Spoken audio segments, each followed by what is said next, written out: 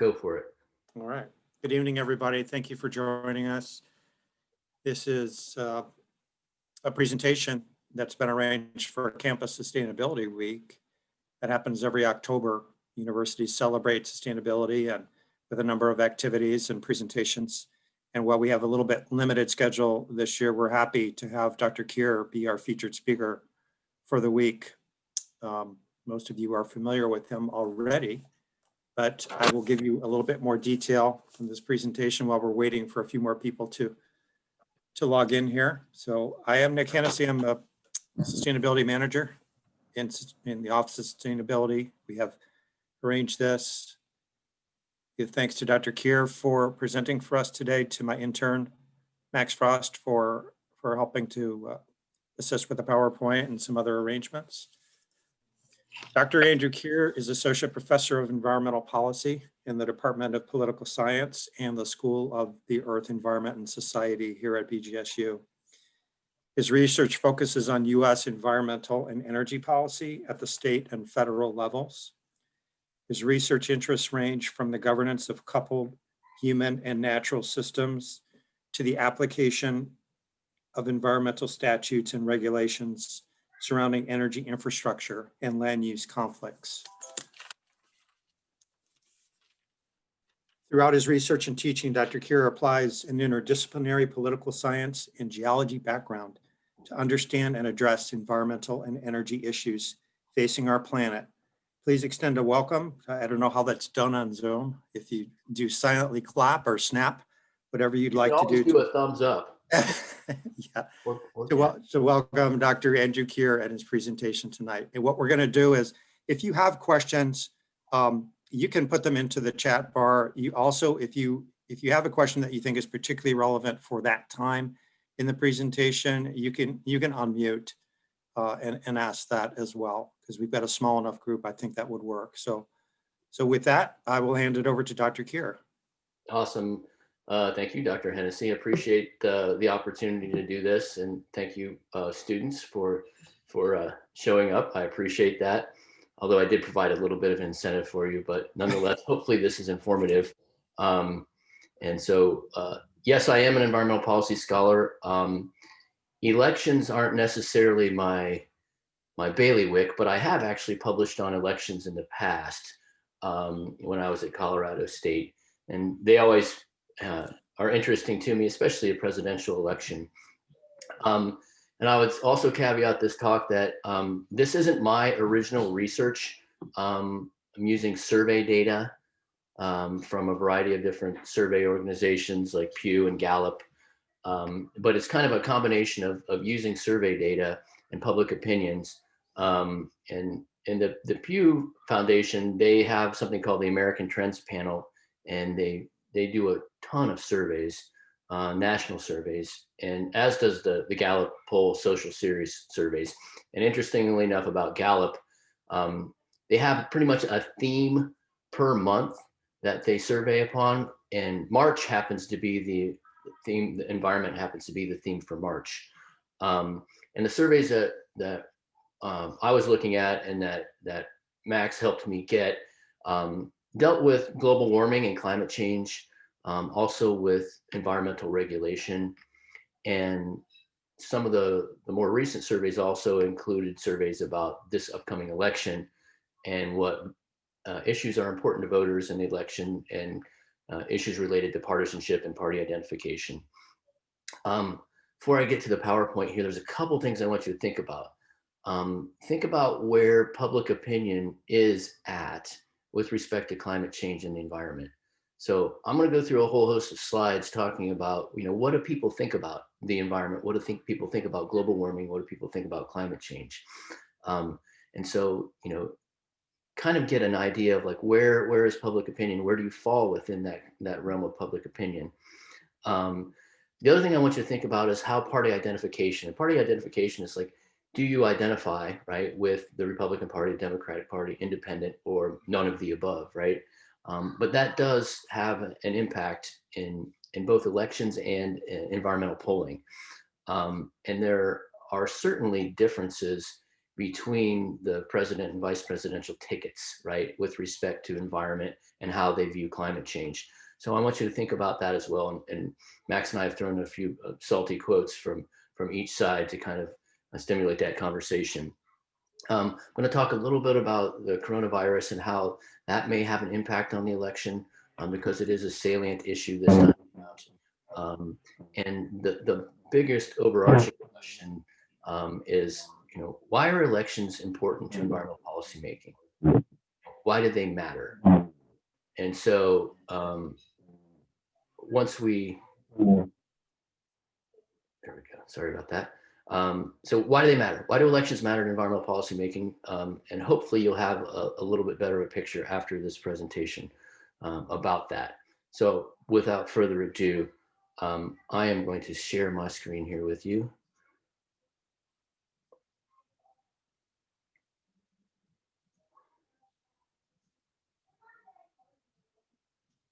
And let me move things around a little bit on my screen so I don't cover everything up. So the talk tonight is elections, infections, and climate deflections. I like to rhyme things, so if you have a catchy rhyme, I guess not necessarily going to get more people watching your presentation, but maybe it'll be interesting to you all. I'm both in the political science department and the School of Earth, Environment, Society, so I'm a dual appointment here at BGSU, which means actually when I do come to campus, I have two offices, so I'm a little bifurcated, but nonetheless, I haven't had to for quite some time. But I can't wait for the day that I do, actually.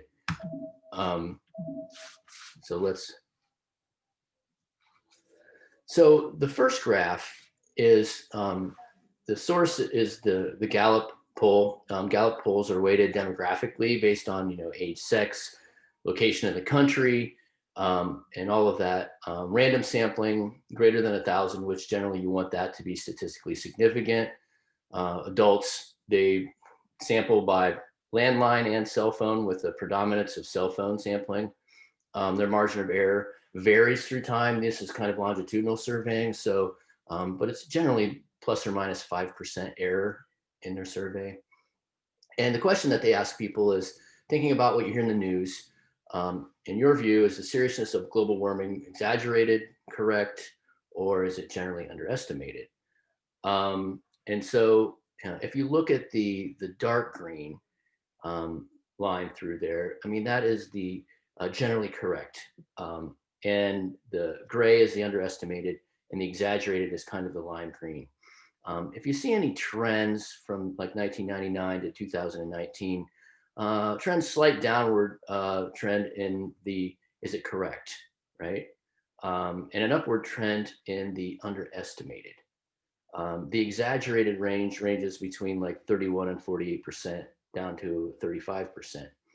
But I guess what I would like you to get out of this graph is, in 2019, 42% of the population says that the climate, global warming, right, is seriously underestimated, whereas 22% say it's correct. But, adding those together, you got 60+% of the population that thinks it's a serious problem, right? And that the scientists are getting it right, or that, we actually need to find out a little bit more about it. And that's significant. Now, I would note here that they used global warming, not climate change, right?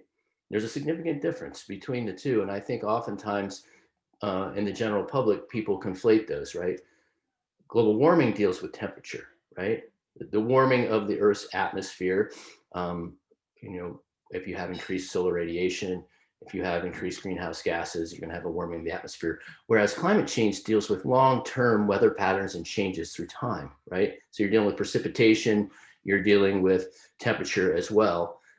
So it's a broader concept, but the perceived seriousness of global warming, it hasn't moved a ton through time, but I would say if you're looking this overall, that people say it's a serious thing. And moving on, okay, so what causes global warming? And again, they started these surveys a longer time ago, and global warming was kind of more of the catchword than climate change. At least back in the Al Gore days in the 1980s and so forth. But what causes it? And again, this is from the Gallup poll, so kind of a similar margin of error and everything.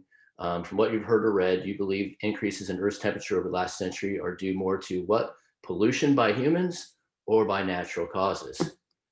And what do we see? We see pretty clearly that the polling shows that human activities, we believe that human activities and specifically pollution are causing global warming.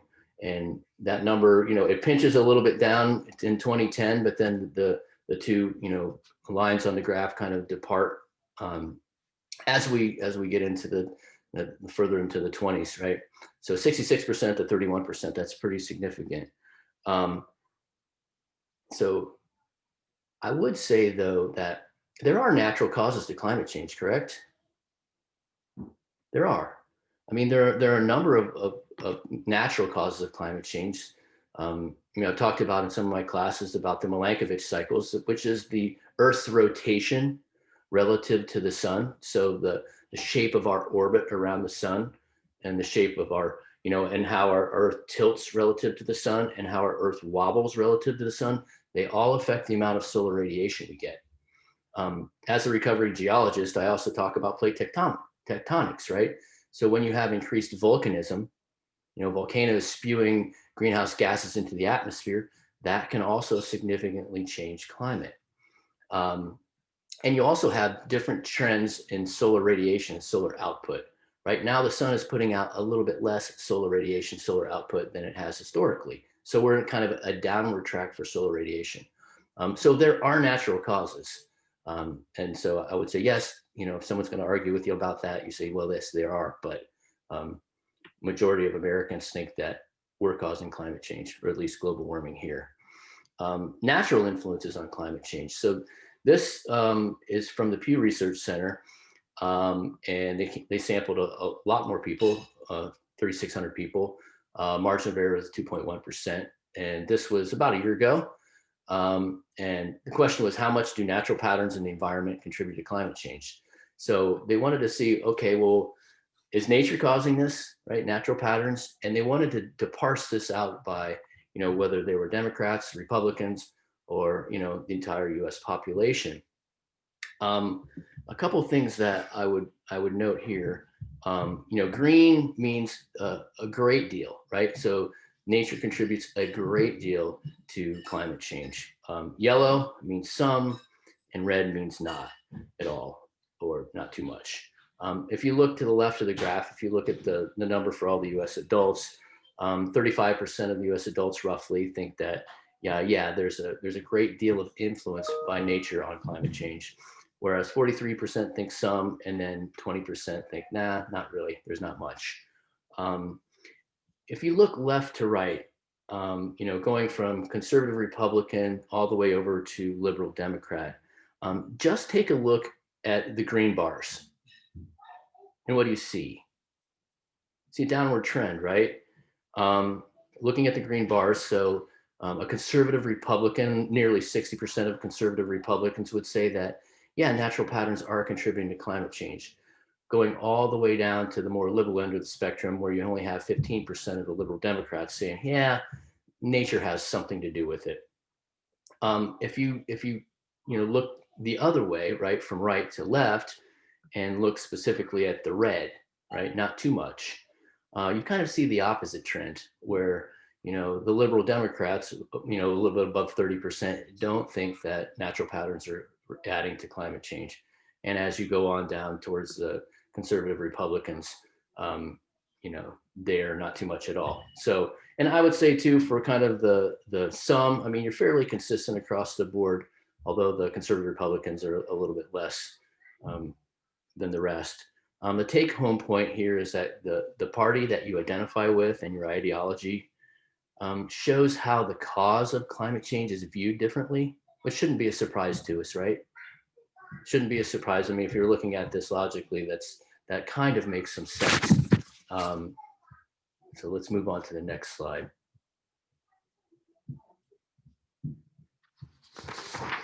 So the human influences on climate change. So let's put the shoe on the other foot.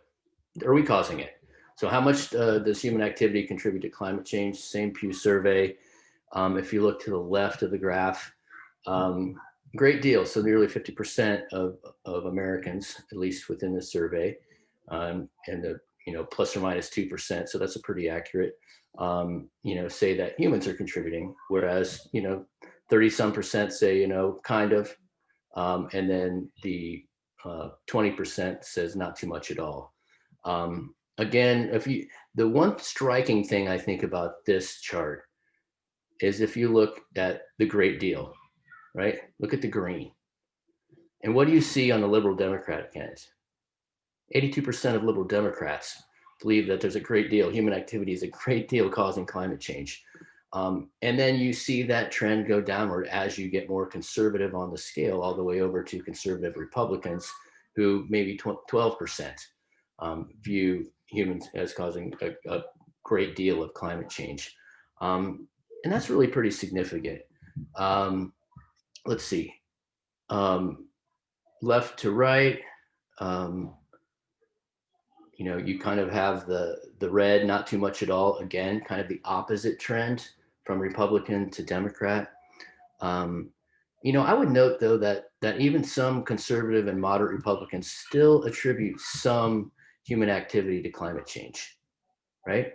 So they still do. So there still is some room for acknowledging that we are the cause, which makes me optimistic for that. Moving along, unless you guys have any questions about this so far.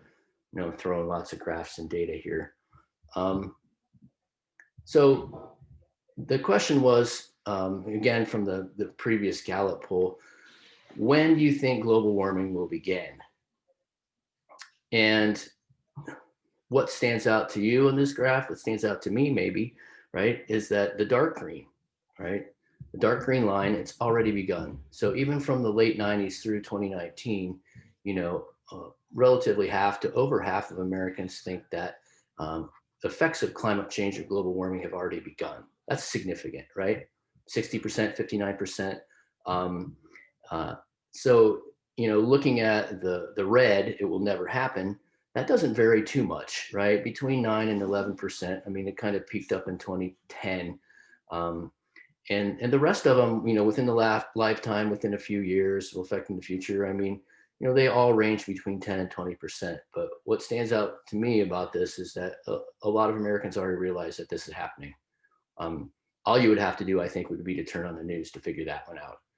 With the wildfires, the mega wildfires that are going on, the hurricanes that are, growing from a category 2 to a category 4 because of the elevated surface water temperatures in the Gulf of Mexico, and so on and so forth. But I think this is a pretty telling figure as well. Switching over, how do people view regulations? So forget about talking about climate change. Let's talk about regulations. And the Gallup poll asked Americans, do you generally favor or oppose more strongly enforcing federal environmental regulations? It's clear, right? It's clear that overwhelming support for federal regulations, 2018, 73% to 26%. I mean, you see a little bit of pinching down there in the middle between 2007 and 2012, but then the graph kind of departs a little bit. So if you're talking to people about regulation, what's the take-home point here? One, that regulations aren't bad, especially when they're not framed in the context of climate change. Two, that a lot of Americans don't think they're bad, and that we should be applying regulations more strongly, more vociferously, throwing our shoulder into it, if you will, with respect to the environment. But I also would caution you, surveys are kind of tricky. It's really important to know how survey questions are worded, where they're located in the survey, what question do they precede and come after, and the context of that question all play a role in how people answer those. So if this was framed within if they had a couple climate change questions on either side of it, people may have answered this a little bit differently. Or, hey, do you support strongly enforced federal regulations for climate change? Well, they did ask something like that. So Gallup said, well, let's dive into this a little bit further. And asking the question, do you generally favor or oppose implementing mandatory controls on carbon dioxide emissions and other greenhouse gases? And what do we see here? A large majority favoring imposing carbon dioxide and greenhouse gas emission controls. Again, you kind of have that pinching together at that same time period, but still you have 67% to 31% say we need to regulate greenhouse gases. So the public opinion polling on this is fairly clear. One, we need stronger regulations, and two, we need to regulate for greenhouse gases. The Obama administration was attempting to regulate for carbon dioxide, right? And that I think subsequently has been rescinded by the Trump administration, but the US EPA, right, is considering carbon dioxide a greenhouse gas, and the courts agreed with them, but it is a greenhouse gas. I mean, they just have to ask the scientists, right? And carbon dioxide is a greenhouse gas. There is no disputing that science. Nonetheless, I mean, you see pretty good public support for increased regulation and for specifically regulating greenhouse gases.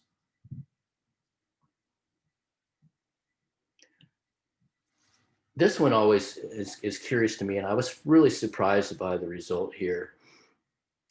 Gallup poll again, asking Americans, do you consider yourself an environmentalist? Back in the late 80s, 3/4 of the sample population there thought, yeah, I'm an environmentalist, and 20% didn't. But somewhere around 2000, that shifted, where now we have 57% of the sample population saying, no, I don't really think I am, and 42% saying, yes, I am. I'd be interested to hear your thoughts after this talk about why that is. Why are people not considering themselves an environmentalist? Potentially, it could be because it's a very politically loaded term. It's become a very kind of partisan wedge term. And so maybe some people want to dissociate themselves from that, or maybe that's an oversimplification of your environmental beliefs. Interesting point there, but and I'm not sure exactly what that means. So if you could help me interpret, that would be fantastic. Those of you in my class, which most of you are here, know that I really seriously dislike framing the environment as the environment versus the economy. But this has been done for a long time. And so the Gallup poll, since the 80s, they were asking the question, which of these statements do you most agree with? 1, protection of the environment should be given a priority even at the risk of curbing economic growth. Or 2, economic growth should be given priority even if the environment suffers to some extent.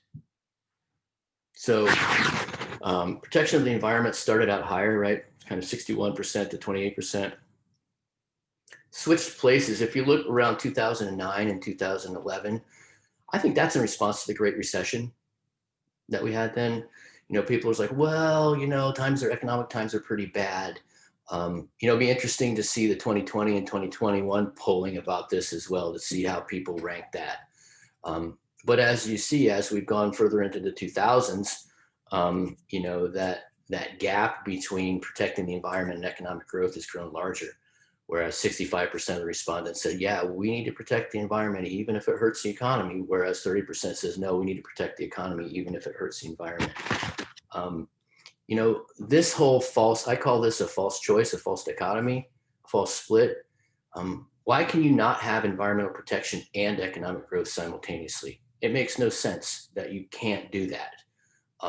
And for all of these old tired arguments to be repeated time and time again, I really would like to dispel that myth and have you guys help dispel that myth that you can have both together. It is possible. But nonetheless, it's still encouraging that 65% of the population says we're pro-environment, even if we have to, tighten our belts for the economy. But again, a false choice, in my opinion.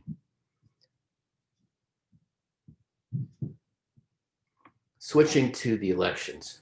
I hope I'm not going too fast. So if you guys want me to go back to any of these slides afterwards, I will gladly go back and we can talk about them too. So again, Pew Research, they came up with another survey for this election, and this was in July and August of this year. You know, the data here represents the percentage of registered voters saying each issue is very important to their vote in 2020. Pretty big survey, right? Over 11,000 adults, almost 9,000 registered voters. And surprise, surprise, surprise, the economy was the, you know, pretty much most of the respondents says the economy was very important to them. And that is very typical of a presidential election year. The economy always polls pretty much at the top of issues that people are most concerned about during a presidential election. You know, I think that obviously if we didn't have the coronavirus and didn't have the pandemic, our economy would probably still be rolling along pretty good, and President Trump would have a lot greater chance of getting reelected. But because the economy is staggering right now, that hurts his chances quite a bit more. So looking at that,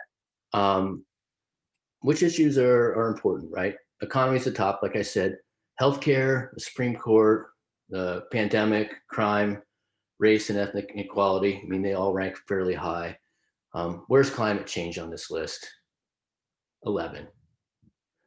However, you know, it's not even breaking the top 10 in this recent poll, but still 42% of the respondents said that, you know, that's a very important issue to them.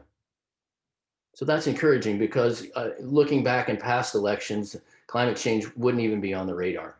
In fact, I think the presidential and vice presidential debates are really the first time in quite some time, maybe ever, that they actually discussed or kind of discussed climate change, right?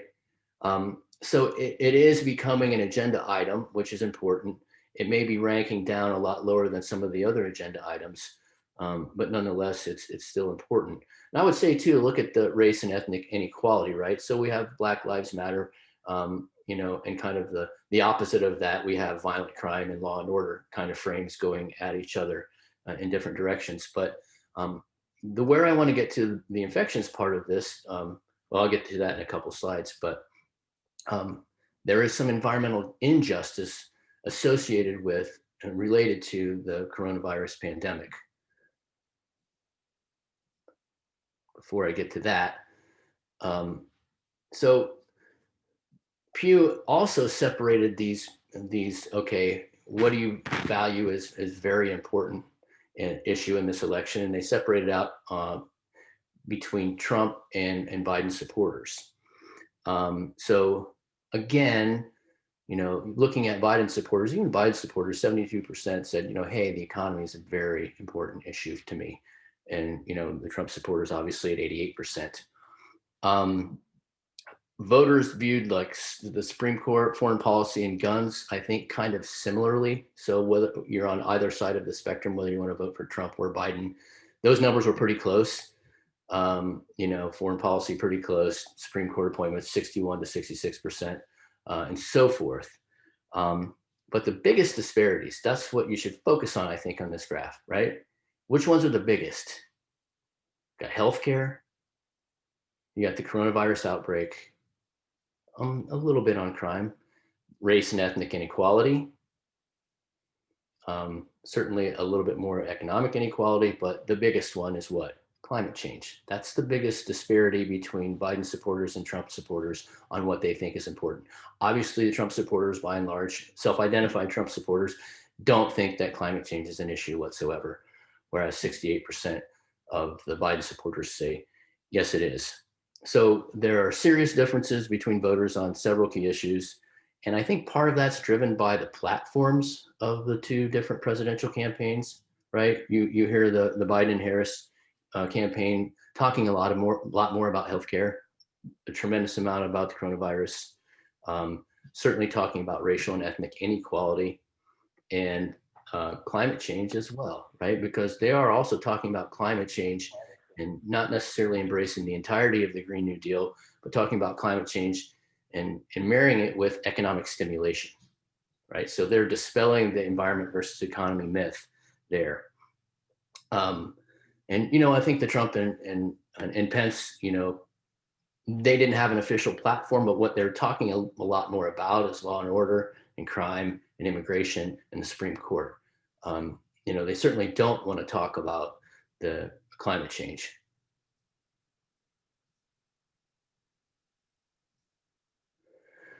So here's where I want to talk a little bit about the environmental injustice of coronavirus. So, you know, people said that coronavirus is an important electoral issue, but it's also an issue related to environmental justice or environmental injustice. And the environmental justice discourse, you know, asserts that, you know, racial and ethnic minorities, the poor, people who are marginalized, are disproportionately affected and harmed by environmental toxins and hazards. And that also includes the coronavirus, right? And just looking at, and this, I pulled this up just today, looking at the Center for Disease Control, their weekly morbidity and mortality report, which is kind of gruesome in itself about all the death. But if you look at the number of deaths, Hispanic or Latino deaths, 24.2% of the deaths from coronavirus so far have been Hispanic or Latinos, and they only constitute 18.5% of the US population. They're also being hospitalized at almost 5 times the rate of non-Hispanic whites. If you look at African Americans, non-Hispanic deaths, 18.7% of the deaths are from Blacks, with them only constituting 12.5% of the population. Again, nearly a 5% increase or higher rate of hospitalization rates than non-Hispanic whites. If you look at Native Americans, in their research, they said non-Hispanic American Indians, but Native Americans or Alaska Natives. I didn't have the number for their percent of the population, but they have 1.3% of the deaths, but also 5.3 times the age-adjusted hospitalization rate for non-Hispanic whites. So why am I talking about the pandemic with respect to environmental injustice in the election? Well, if one platform has dealing with the coronavirus aggressively, you know, and talking about issues of racial and ethnic inequality, the coronavirus fits it very well. Why are these populations dying and being hospitalized at greater rates than, say, someone who looks like me? There's a whole host of reasons, right? Poor healthcare, living in, you know, areas of cities that are, you know, food deserts, disproportionate number of folks working in the food service industry and the service industries. And so this is kind of, I would say, a talk unto itself. It could be another talk. But this issue is something that matters. It matters in this election because, you know, the coronavirus is a central issue, and getting our hands around it, we could help these populations quite a bit more. So, and if you want to take a class on environmental justice, Dr. Myers teaches one, and, you know, I recommend that highly. Let's get to the candidates and what they have to say about climate change. So I won't read all of these to you verbatim, but I think you get a fairly good picture. Biden's talking about, when I think about climate change, the word I think of is jobs, right? So he's trying to dispel the notion that, you know, it's either the environment or the economy. We can deal with climate change and also have economic stimulation. Certainly, Joe Biden believes in science, and climate change is already here, and ignoring science isn't going to make it go away. And the final quote, talking about how, you know, this is an opportunity to strengthen our economy and deal with one of the most existential problems that we're going to face and that we're facing as a society, right? Which is climate change. And I believe Kamala Harris said, you know, she called it an existential threat. Speaking of her, climate change is real, threat. And because of federal inaction, and I wouldn't say just the Trump administration, but I would say many of the other previous administrations and Congresses have not aggressively dealt with climate change. And so therefore it has been left up to state and local governments. I study a lot about state and local governments, in particular state governments. And for the longest time, state governments have really been the only game in town who have been dealing with climate change, whether it's California passing its climate change law in the early 2000s, or whether it's 30 some states passing renewable portfolio standards. We're certainly at the state and local level, that's where the action has been. And Harris understands that and realizes that was the only game in town. Her second quote, talking about pollution and talking about clean energy. So again, kind of tying the idea of climate change to economic stimulation, which, by the way, right, was #1 for both Democrats and Republicans in that poll, right? Economy was the most, very important, and the majority of the survey respondents said that's what it was. To be fair, let's switch over to Donald Trump. I don't think there's a hoax. I do think there's probably a difference, but I don't know that it's man-made. Again, he's tying climate change to the economy, right? He's like, I'm not sure about the science. I'm not sure if it's man-made, the climate change is, but, and I don't want to spend money down this path. Saying he's an environmentalist actually puts him in the minority these days, right? According to the one survey. I am. I want to be the cleanest water on the planet. I want the cleanest water air anywhere. Final quote, again, talking about jobs. So environment's important, but if I have to choose the economy or the environment, I'm going to choose the economy.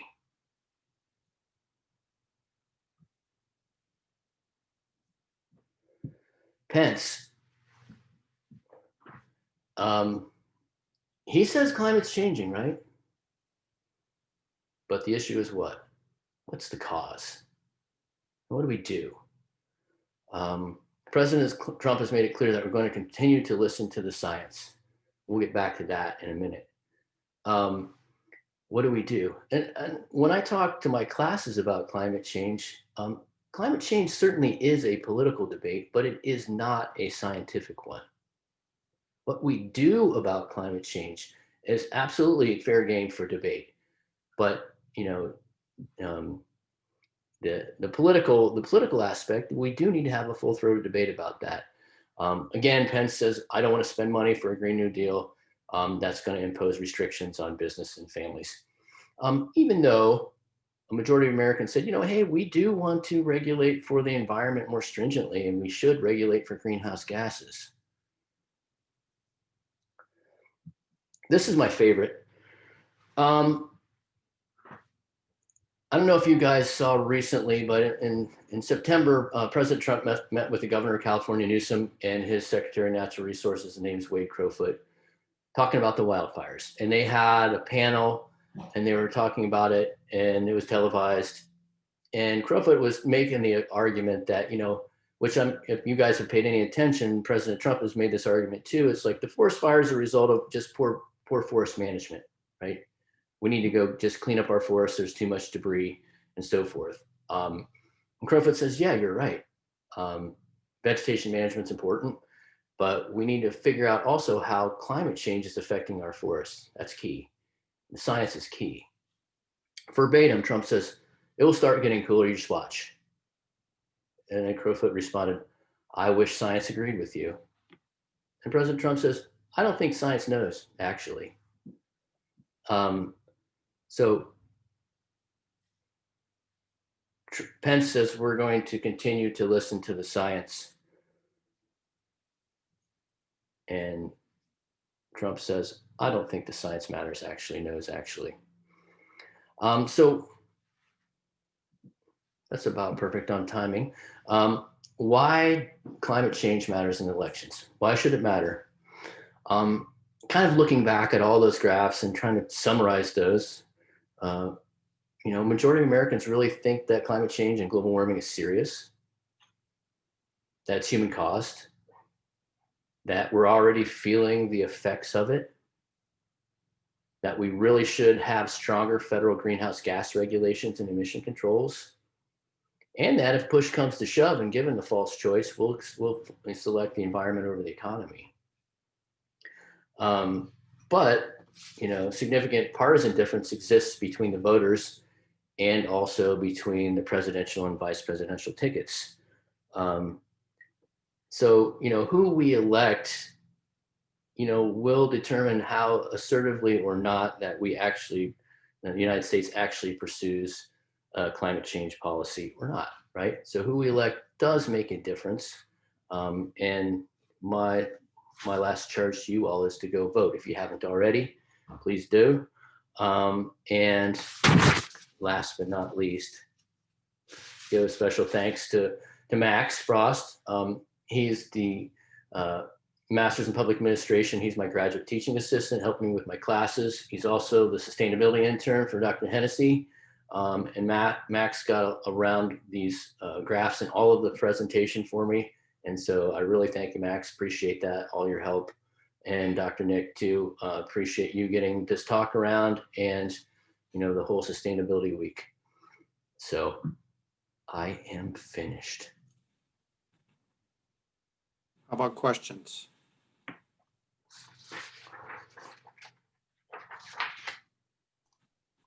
I don't have any questions in the chat room, but people can unmute, and you're welcome to just unmute and ask your question directly and get a little conversation going. We do have some time left. Did any of the public opinion polling surprise you? Was there anything that kind of stood out to like, wow, that I didn't know that? Olivia, go ahead. The one that showed how the percentage of people who consider themselves environmentalists going down surprised me, because I feel like it kind of has become more obvious that the impacts of like climate change are here. So I don't know why people are less like siding with an environmental view, I guess you could say. That's just kind of confusing. But I also understood what you were saying about maybe how, because it's become so like partisan and politicized, people don't like, it's hard to like pick one side or something. But I don't know, that's interesting. Yeah, I mean, I think, Nick posed the question, why does everything seem so political these days, right? Science has been politicized, unfortunately, right? You look at Dr. Fauci or you look at the climate scientists, and they're just wringing their hands. They're saying, well, this is what the science tells us. This is what climate change science tells us. This is what epidemiology tells us. And it is kind of frightening to me as a political scientist, that we're questioning the very foundation of science. And science should be questioned, rightfully so. I mean, it is a way of thinking and looking at the world. But it's a vetted way, right? It's one that we have to prove, right? Cause and effect. And with respect to climate science, I mean, the ball game is 98-2 or 99-1, and that 1 or 2 has been paid by ExxonMobil or others to put their opinions out. And so they're fringe radical opinions, but the politicization of science is problematic for a variety of reasons, not just with climate change, but with this pandemic.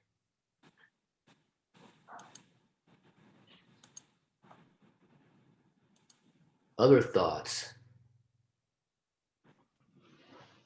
I have a question. I don't know if you're going to know the answer to this term, but there's a phenomena, whereby regardless of what people, how they answer a poll or what they believe, I guess, in response to answer to that poll, that they let one issue, or a couple things completely control them. So I don't know if it's called the cafeteria plan or something like that, where you get to kind of like choose, regardless of the reality of the different things, I'm going to vote this particular way, even though I strongly, value the environment and all this kind of stuff. I'm going to let one other issue totally control me. So you're almost blind to the reality of other issues. You know, you see that with certain religions. You see that with, you know, I think, and then other situations. So I don't know if you're familiar with that or what that's Yeah, I called. mean, it's the, I don't know if political scientists they probably have a term for it, but it's a single issue voter, right? Like I'm going to base my vote just on how this candidate views abortion, Exactly. right? I'm gonna place my vote simply on what this person says about gun control. So yeah, I mean, and it's certainly a narrow way of voting, but you know, by and large, people don't educate themselves about the politicians and their political stances, right? Some people do. Some people are very active. But that's why people use political parties. Political parties are heuristics, they're cues. You know, they're like, okay, well, this party generally believes in this set of things that I generally agree with, so I'm going to go along with them. Versus, you know, those single issue voters that, you know, you can pretty much tell on a lot of these polarized issues where each party stands, right? I mean, it's fairly clear on a decent number of them, but yeah, I mean, I actually have had political science professors say, well, I don't want the uneducated populace voting, right? Unless you're have educated yourself on all of the issues, then you shouldn't even cast your vote. I don't necessarily agree with that, but you know, that is an opinion out there. Holly asks a question. You see, the current administration, its tendency to disregard or disenfranchise science is something that has had a large effect on and will continue to affect the way Americans perceive and trust science, especially if we don't have substantial education nationwide. Yeah, yeah. I mean, it comes from the top, right? You know, the president has the bully pulpit, and the president can, you know, speak his mind or eventually her mind, right? And yeah, it definitely sways what people think. And yeah, and it's a thing. It's a downward spiraling path, right? Um, but you know, it would be interesting to see these polls about what do you believe in science, right? I would like to have more of the Gallup and Pew polling about, okay, and simple things like what do you think about wearing a mask in public, or what do you think about, you know, the science behind climate change? But yeah, it starts at the top, and people take their cues from the president. They always have, and they always will. What do you think it would take to make both parties acknowledge climate change? I don't know. It's a good question. I think the Democratic Party is acknowledging climate change and has. They haven't put forth policies at the federal level to engage it. You know, President Clinton signed Kyoto, but the Senate did not approve it. You know, so there has been some work from, I think, the Democratic side, but I think if you're expecting like the parties at the national level to, and the Republican Party at the national level to embrace climate change, you're going to have to wait a bit. But I think a better way of getting at it is looking at state level politics. So state level political parties, and looking at candidates, because, you know, we're lacking some of the, well, let's see what other questions you have. I don't know what would it take. I mean, obviously increased hurricanes and wildfires isn't doing it. Maybe if a tornado takes out the White House. Based on the stuff that I saw in the charts and graphs, I feel like both parties are still very concerned with the economy, and I think it would take something like renewable and sustainable infrastructure and for that to be more profitable than fossil fuel sources. I think if there was really a lucrative industry that comes in the near future, then Republicans would jump ship and embrace climate change because of the business aspect. I think that's one proponent of it. Yeah, I mean, you know, there are like one energy analyst, his name's Amory Lovins. I mean, he says, you know, business can and should lead the way, right? Because it is in their economic best self-interest to be more energy efficient. you know, and I would say too, like if you look at the cost of wind per kilowatt hour is comparable to coal right now.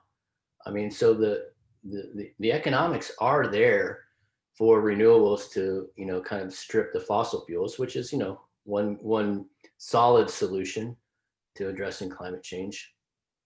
I mean, but the parties are behind public opinion, right? The public opinion is kind of leading with respect to like, we need to do something with the environment. That's what I get out of this, is that, you know, there's significant public opinion that says we need to do something, we need to do something now. And our elected officials need to heed that. So, and to me, that's why elections matter. So if a candidate's actually talking about climate change and saying we need to do something about it, and here are the things that we're going to do about it, that matters. Or if we just ignore it. I mean, we like Harris says, we can't keep our head in the sand. Well, actually, that was what the guy from California said. We can't just keep our head in the sand about science and about climate change. We have to address it.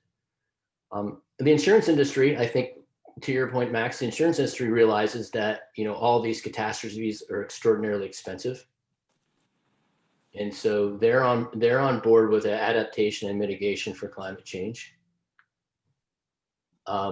So it's something that I think industry, you know, it needs to be profitable, but I think it can be. But we need governmental policy at the federal level, not just the state and local levels, to deal with this.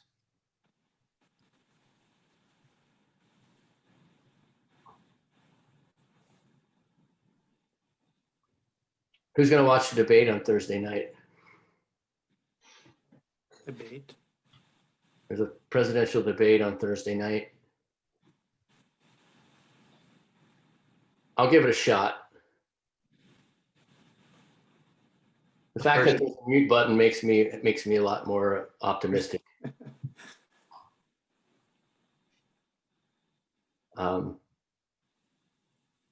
We shall see.